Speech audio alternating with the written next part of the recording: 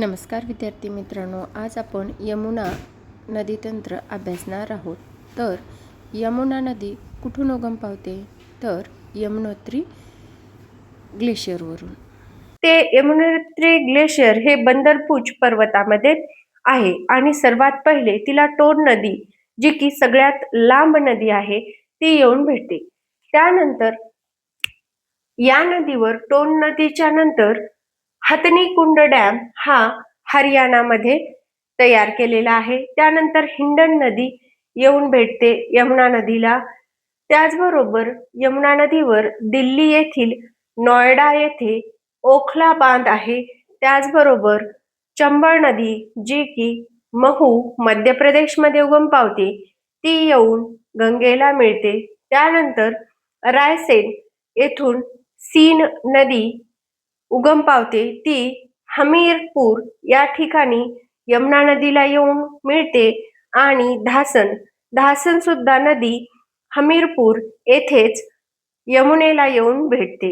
आता ही धासन आणि बेतवा ह्या दोन एकत्र नद्यांच्या प्रवाहाला बेतवा नदी प्रवाह म्हणतात. आणि ती होशंगाबाद, बेतवा नदी ही होशंगाबाद मध्ये मध्य प्रदेशमध्ये येऊन उगम पावते. धासन नदी ही बेतवा नदीची उपनदी आहे. त्यानंतर केन नदी ही कैमूर टेकड्यामध्ये मध्य प्रदेशमध्ये उगम पावते आणि बांदा येथे येऊन ती यमुनेला मिळते. शेवटची नदी केन नदी ही यमुनेची आपल्याला सांगता येईल उपनदी आहे. त्यानंतर ती यमुना नदी प्रयागराज येथे गंगेला जाऊन मिळते. सगळ्यात महत्वाची गोष्ट म्हणजे यमुने बाबत सांगायची झाली तर ही ज्या काही राज्यातून जाते, जसं की हिमाचल प्रदेश, हरियाणा, दिल्ली, उत्तर प्रदेश मध्ये ती मैदानात उतरते.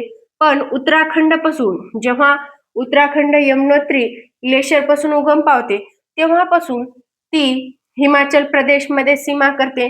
त्यानंतर हरियाणामधून सीमेवरूनच वाहते, दिल्लीमधूनही सीमेवरूनच वाहते. पण ज्या वेळेस ती उत्तर प्रदेशमध्ये शिरते, त्यावेळेस ती मैदानी भागामध्ये शिरते.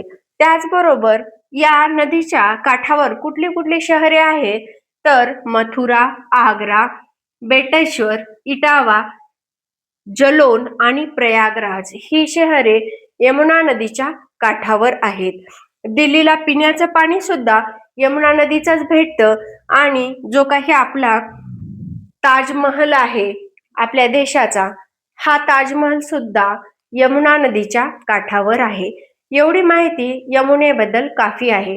यानंतर आपण ब्रह्मपुत्रा नदी पाहणार आहोत आणि ब्रह्मपुत्रेच्या नंतर आपण प्रायद्वीपीय नद्याकडे वळण्याच्या अगोदर आपण नदी जोड प्रकल्प, त्याचबरोबर कोणत्या